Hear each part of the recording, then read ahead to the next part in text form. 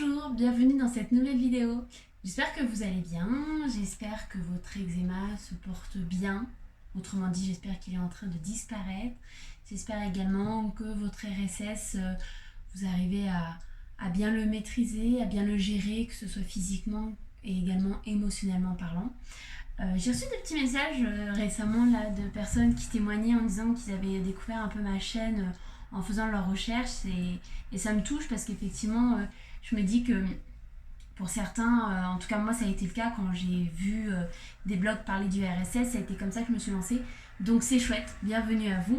Et encore une fois, n'hésitez pas à partager ça autour de vous si vous connaissez des personnes qui ont de l'eczéma et qui mettent de la cortisone. Vous savez, j'ai un peu l'impression que le mot cortisone, c'est le mot comme dans Harry Potter, le nom qu'il ne faut pas prononcer. Bref, aujourd'hui on se retrouve dans ma cuisine.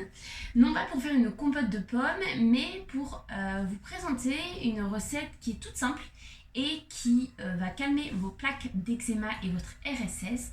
Et cette recette, c'est le cataplasme d'argile verte. Alors je dis d'argile verte, mais ça peut être aussi d'argile blanche. Enfin, vous verrez, il y a différentes sortes d'argile qui s'adaptent un peu à l'avancée de votre crise d'eczéma. Alors, avant toute chose, le cataplasme d'argile verte s'applique aussi bien en période d'eczéma, mais également si vous êtes en RSS, vous pouvez en faire. Moi, je sais que j'ai découvert ça sur internet et franchement, c'est un truc de dingue. Je vais vous raconter là une anecdote qui m'est arrivée uniquement la semaine dernière, mais en fait, j'avais là eu une poussée d'eczéma au niveau des avant-bras. Bon, à la caméra, je pense pas que ça se voit. J'en ai eu depuis là, cette poussée, ça fait 1 mois et demi que je la traîne. Et j'ai réduit de nouveau le gluten, mais elle était toujours présente. Et puis un soir, bon, je vous avoue que j'avais un peu la flemme de me faire mon cataplasme parce que je vais vous expliquer, c'est parfois un peu contraignant. Je me dis, allez go Clem, tu fais un petit cataplasme d'argile verte. Et bah sans déconner, le lendemain matin, ma plaque était 10 fois moins rouge, 10 fois moins grattante et 10 fois moins présente en fait. Et depuis, je l'ai fait 2 fois et je vois les résultats de plus en plus. Bon, c'est pas encore ce que j'aimerais, mais c'est en cours. Alors, la recette est toute simple. Il vous faut de l'argile. Alors ça, c'est de l'argile... Attendez, je vais faire la mise au point. Voilà. Ça, c'est de l'argile, vous savez, prête à l'emploi. Ou alors, vous avez l'argile en poudre. Pour cette vidéo, moi je vais faire prête à l'emploi. Je vous avoue que c'est quand même beaucoup plus simple. Et il vous faut de l'argile, pardon, et de l'huile. Alors moi j'utilise de l'huile d'olive, mais me semble-t-il, vous pouvez quand même utiliser tout type d'huile. Si ce n'est qu'il faut qu'elle soit de bonne qualité, dans le sens où vous n'allez pas vous appliquer une huile de mauvaise qualité sur votre peau, en sachant qu'elle est déjà inflammée. Et également, comme votre argile, le mieux, le mieux, c'est de l'argile bio et purement de l'argile en fait. Donc il vous faut ceci et de l'eau filtrée. Pourquoi de l'eau filtrée? Parce que pareil, c'est quand même un peu mieux d'avoir de l'eau filtrée que de l'eau directe du robinet où il peut y avoir des résidus qui peuvent un peu assécher votre peau, du calcaire, etc. Alors, comment ça se passe? Là, je suis en train de me poser la question en tant que youtubeuse novice. Comment je vais faire pour vous filmer la recette alors que vous êtes là? Je vais réfléchir et je reviens dans une seconde pour vous et peut-être 1 heure pour moi. Comment je vais faire? Là, il me faudrait un caméraman en fait, ce serait chouette. Je vais filmer à l'envers en fait.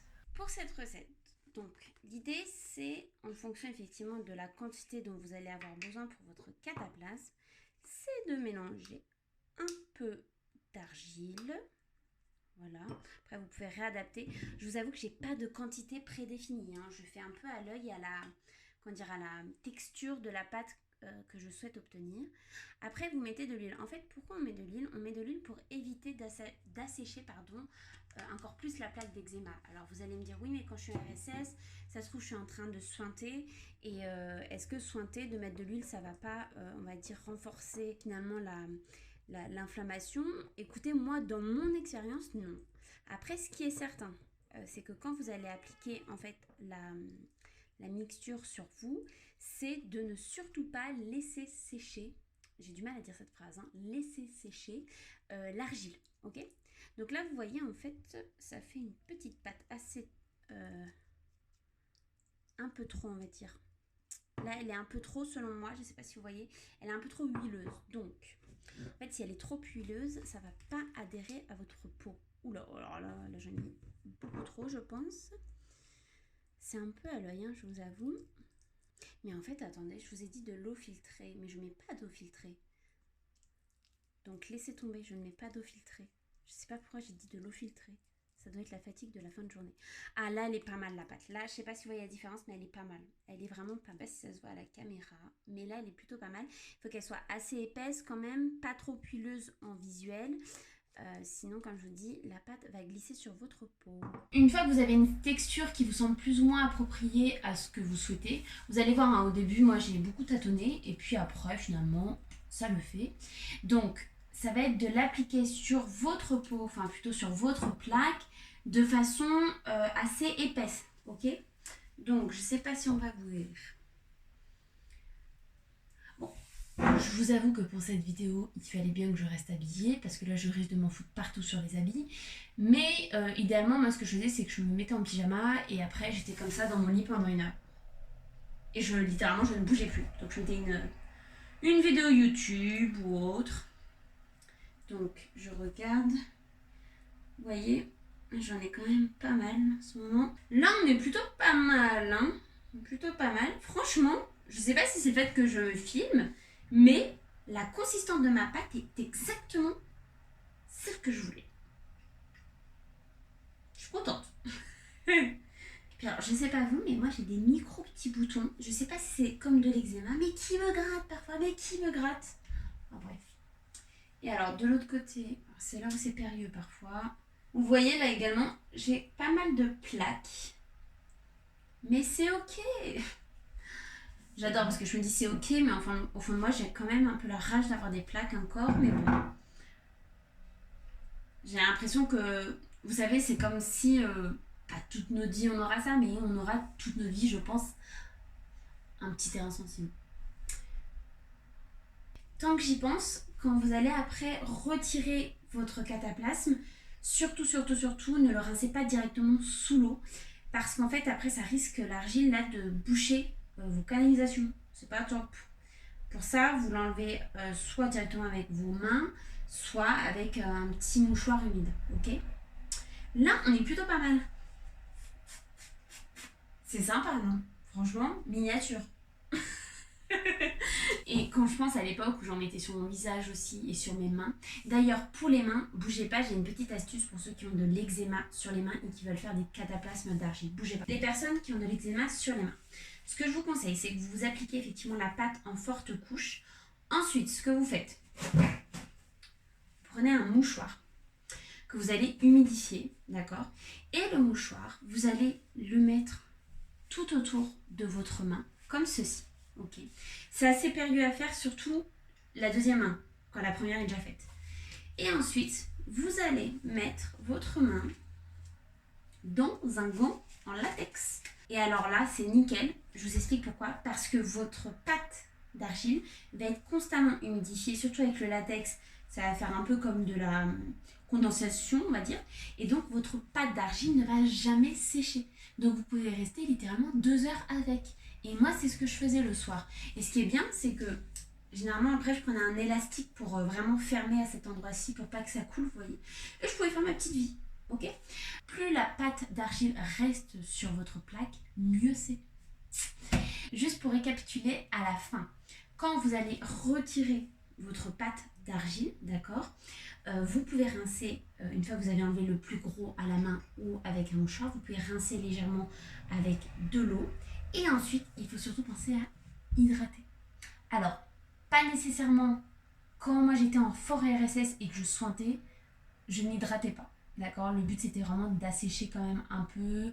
Enfin, c'était pas d'assécher, mais du moins je n'hydratais pas. Mais maintenant, là, quand je suis pas en RSS et quand je suis pas avec de l'eczéma sointant, j'hydrate légèrement. Donc là, c'est avec le fameux beurre de karité que je vous ai déjà présenté dans une précédente vidéo qui est vraiment top. Donc ça, c'est plutôt cool. Ensuite, dernière chose, je vous disais tout à l'heure qu'il y avait argile verte, argile blanche. Je crois qu'il y a de l'argile rose également, mais en tout cas, moi, je ne l'ai pas. L'argile verte, ça va être, me semble-t-il, à vérifier.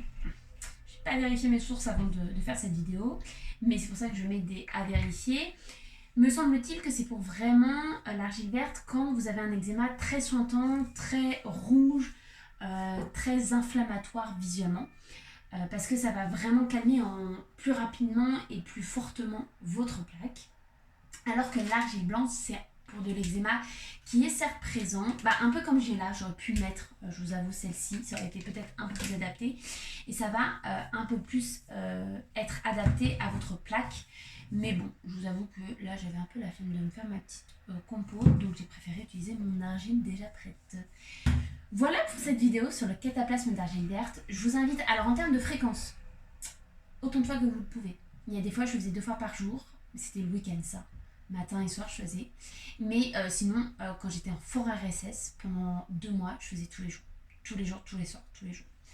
Voilà, c'est un peu contraignant. Vous voyez là, putain, mais quelle connerie les plafonds bas comme ça là. Le problème, c'est qu'il y a des risques que vous en foutiez partout.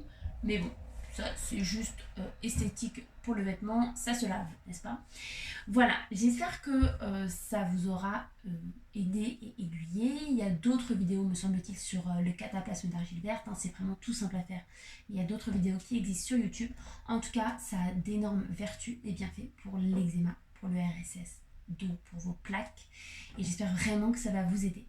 Voilà, je vous dis à la prochaine et puis en attendant, prenez soin de vous. N'hésitez pas encore une fois à m'envoyer un petit mail si vous avez besoin d'échanger, d'extérioriser certaines choses ou même d'avoir des conseils. Alors bon, je suis pas médecin, je suis pas naturopathe, mais j'en connais un certain nombre quand même. Et puis de toute façon, on est là pour échanger, donc avec grand plaisir. Je vous dis à bientôt, prenez soin de vous. Et puis si vous avez des idées aussi de vidéos, n'hésitez pas à me dire en commentaire. Allez, ciao!